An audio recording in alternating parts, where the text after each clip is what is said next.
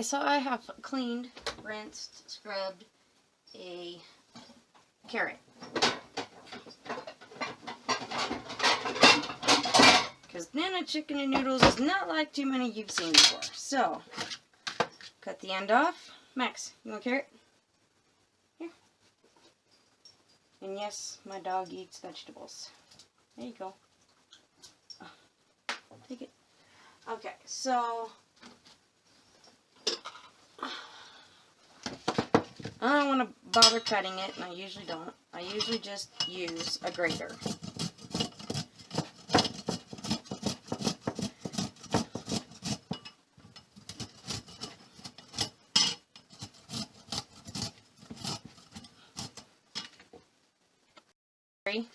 I cut the tip off of that and the other end off of it. And we are going to include the leaves. The leaves have a lot of flavor in it, so there's no reason to get rid of that.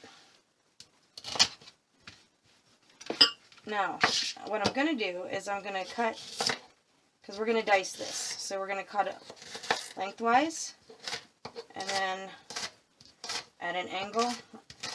For some reason, it could just be me, but I believe that celery gives you more flavor when you cut it in an angle when you're cooking.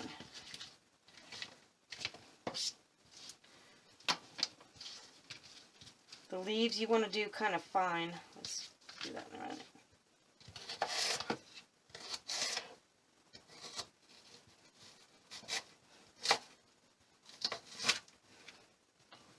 They're going to release a lot of flavor into your soup base.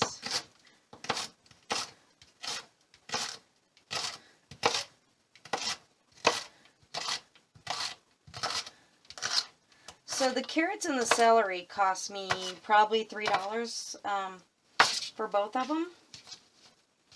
So at this point, we've got what, almost $8 investment towards 2 batches of chicken and noodles.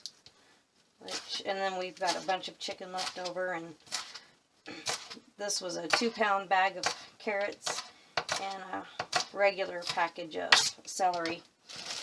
There's my celery, and here's our 2-pound bag of carrots, which I'm also going to use some of that for potato soup.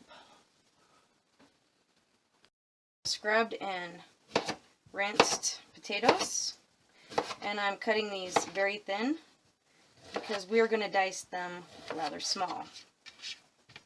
You'll see why here in just a few minutes.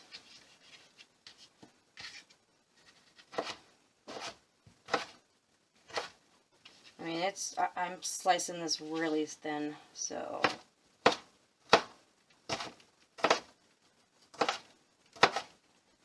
you can see how small this is. I mean, they're just tiny. It's a little over a pound, I believe, of the red potatoes, diced very small pieces. There's a lot more there than we're going to use because I don't want to dice more potatoes. And I'm getting ready to make a potato soup, so I'm just going to do all that dicing, and I'm going to dice my onions for that as well while I'm at it. I think I'll probably do the celery as well.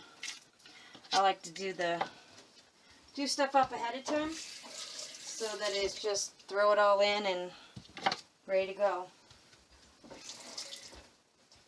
You should always keep your area, keep your hands washed, keep your area clean, keep your board clean, keep your knife clean. These are all very important things when cooking, because you definitely don't want anybody to get sick because you didn't wipe something down or wash something off. Okay, so I sliced that really thin, and now I'm going to, I don't like the outer skin that's a little tough, so I always take that out as I find it after I've sliced. So I'm going to go this way because I'm dicing it really small. Then I'm going to turn it and dice it this way.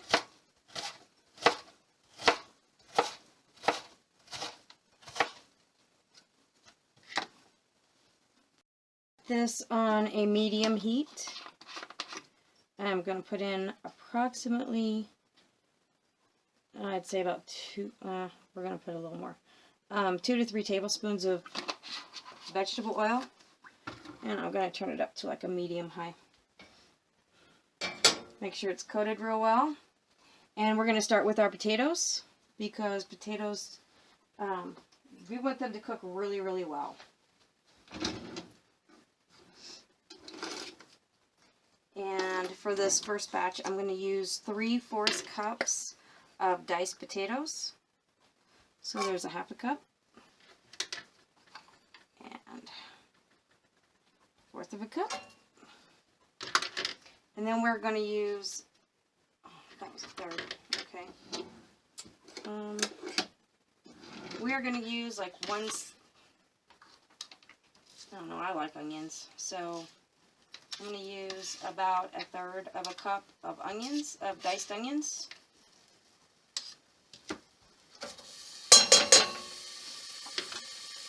Now we're just going to get this heated up real good. This is the point where I add a little pepper.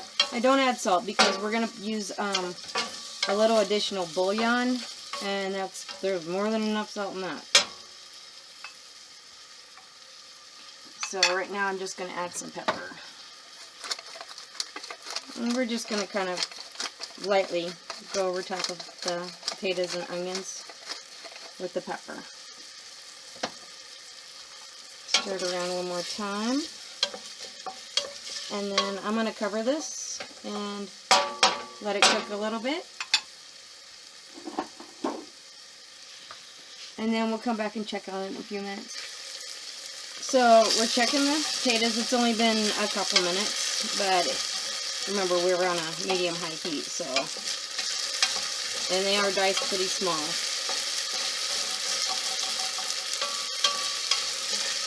Does not feel like they're soft yet, but they are probably halfway there. So once they're soft enough, we'll go to the next step.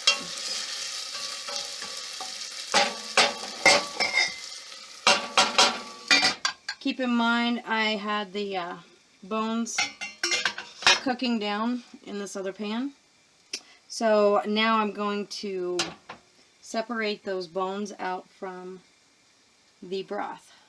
So it's ready. Potatoes. And we've got a little bit of brown going on here. And I believe that's probably the onions. So, and the potatoes are getting soft. They're about there. So I'm going to go ahead and add some of these other ingredients. We're going to add approximately 1/6 cup of shredded carrot.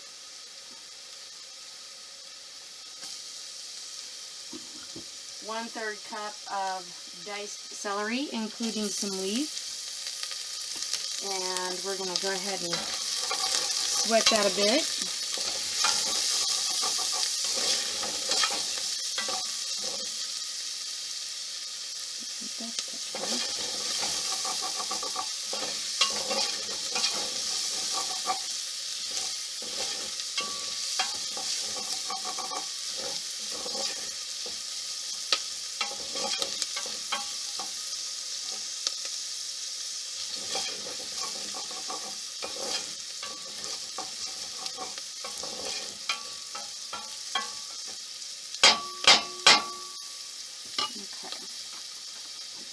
And then we have our chunk chicken, which is going to be close to 1/2 cup.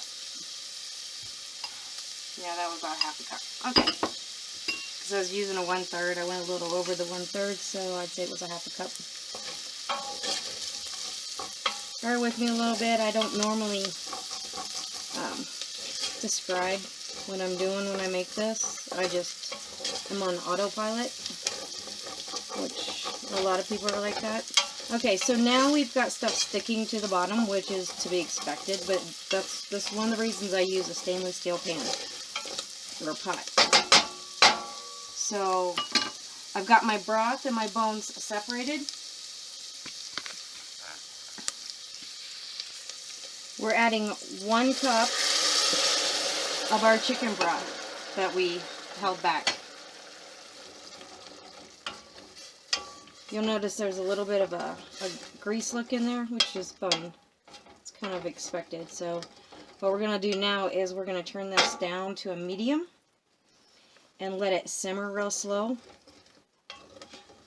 So this is when we also add the bouillon, and I'll show that to you. Okay, so what I use is Knorrs. That's one of them that I use. And then I also use Better Than Bouillon. So I'm going to use approximately 3/4 teaspoons of the Knorrs bouillon. It's a powder. And then I'm going to use a full teaspoon of chicken flavored Better Than Bouillon. The two flavorings combined with the chicken stock is just a superior flavor. It's going to give you a nice, rich chicken flavor, but we're going to be adding some more water to this. Now, if I were going to freeze this base, I would stop what I was doing, put the lid on this, and let it sit and cool down naturally. Then I would, when it was warm, verging on cool, I would put it in a container and stick it in the refrigerator, and then tomorrow I would put it into a Ziploc bag and mark on there, add 4 cups of water, and mark it as a chicken base, chicken and noodle base. And then when I was ready to make the chicken and noodles without having to do all this work, I would just plop it in there frozen, add 4 cups of water, get it boiling, and add my noodles. I'm also going to show you how I make and freeze my noodles. But since we're showing you the full recipe for my chicken and noodles, I'm going to go ahead and add the 4 cups of water and get this boiling down. Get it boiling real good.